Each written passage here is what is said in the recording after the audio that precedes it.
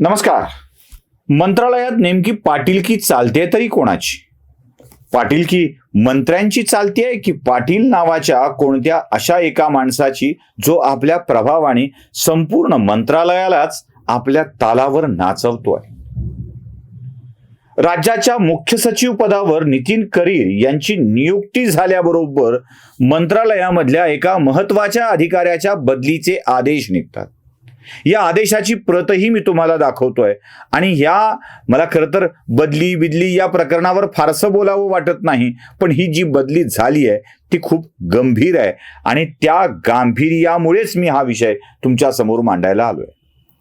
एकदा का मंत्री संत्री दलालांच्या भरोशावर राहू लागले आणि दलालांचा सुळसुळाट मंत्रालयात होऊ लागला की हे दलाल आपल्याला हवे तशा पद्धतीनं मंत्रालय राबवू लागतात आणि हेच मी आधीपासून सांगण्याचा प्रयत्न करतोय.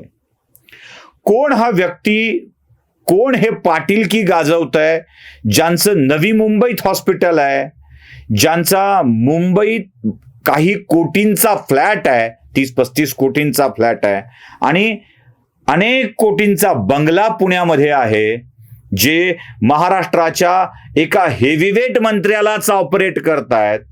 हेवीवेट मंत्री आणि त्यांचे खासदार पुत्र यांना सुद्धा न जुमानता आपल्याला हव्या असलेल्या अधिकाऱ्यांना हव्या असलेल्या ठिकाणी ठेवण्याची ते व्यवस्था करतायत. इतकं तगडं नेटवर्क आहे की राज्याचे मुख्य सचिव बदलल्याबरोबर ही ऑर्डर काढली जाते. हे का होतं हे तपासणं आवश्यक आहे. आज मी कोड्यात काहीच बोलणार नाहीये.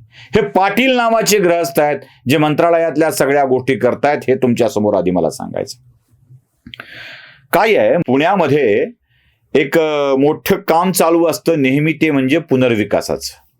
आणि या पुनर्विकासाच्या प्रकल्पामध्ये काही अधिकाऱ्यांनी आपल्या मर्जीनुसार, मुद्रांक शुल्क विभागाच्या अधिकाऱ्यांनी आपल्या मर्जीनुसार मुद्रांक शुल्क बुडवेल असे काही निर्णय दिले होते.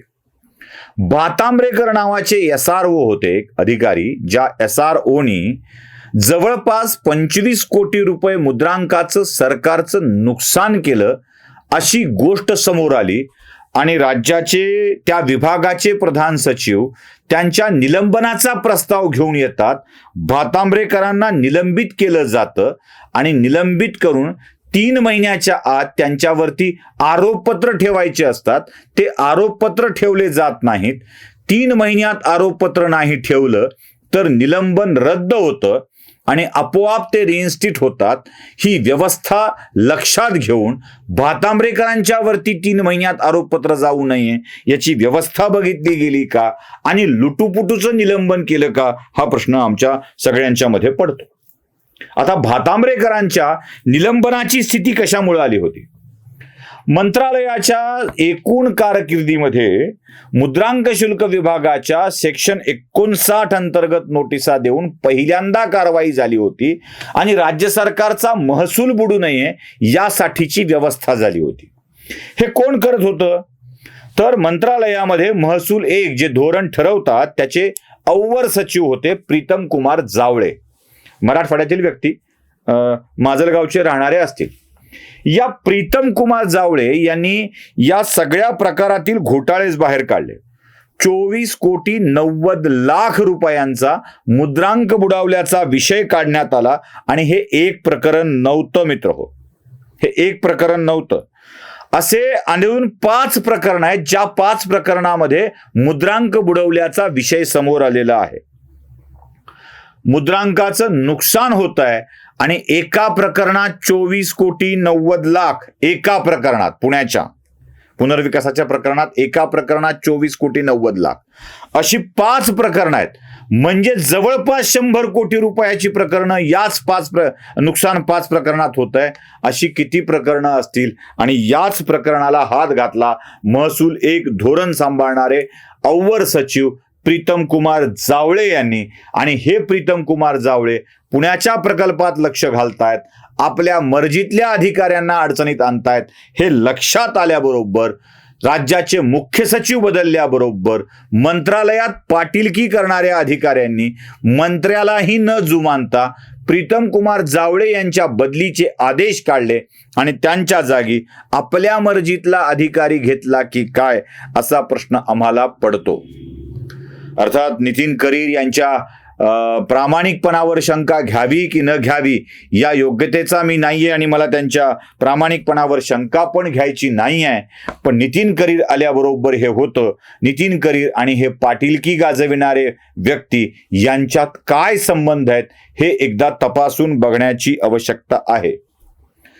ज्या प्रीतम कुमार जावळे यांना हटवलंय ते कोणाला अडचणीचे ठरत होते, का अडचणीचे ठरत होते आणि तिथे आणलेल्या अधिकाऱ्यांचे संबंध कोणाशी चांगले आहेत हे तपासून बघण्याची आवश्यकता आहे. मी याआधीही हाच विषय मांडला होता. हे पाटीलकी गाजविणारे महाराष्ट्रातल्या मंत्रिमंडळातले महत्वाचे खाते सांभाळणाऱ्या मंत्र्यांचे जवळचे आहेत, त्यांच्या पुत्राच्या जवळचे आहेत आणि या सगळ्याच्या जवळीकतेतून जवळपास मंत्रालय चालवण्याची ही व्यवस्था बघतायत. नवे वाझे निर्माण केले जात आहेत का हा प्रश्न मी उपस्थित केला होता. असेच नवे वाझे निर्माण होत असतील आणि हे या स्वरूपात काम करत असतील तर काय होणार. रेराचं उल्लंघन करणाऱ्या, गुंठेवारी कायद्याचं उल्लंघन करणाऱ्या अनेक बिल्डरला ताळ्यावर आणून ज्या प्रीतम कुमार जावळे नावाच्या अधिकाऱ्यांनी आपल्या कामाची चुणूक दाखवून दिली होती, त्या प्रीतम कुमार जावळेंना हटवून आपल्या मर्जीतले माणसं तिथं बसवून नेमकं यांना या पाटीलकी करणाऱ्या लोकांना काय साध्य करायचं आहे हे स्पष्ट झालं पाहिजे. या सरकारला पुन्हा एकदा हा तिसरा व्हिडिओ करून सांगतोय की आपल्यातले वाझे वाढत चालले आहेत. या वाझेना थांबवा, अन्यथा पुन्हा तीच अवस्था होईल जी महाविकास आघाडी सरकारची होती. कळलं? नशीब, न कळलं त्याहून चांगलं. नमस्कार.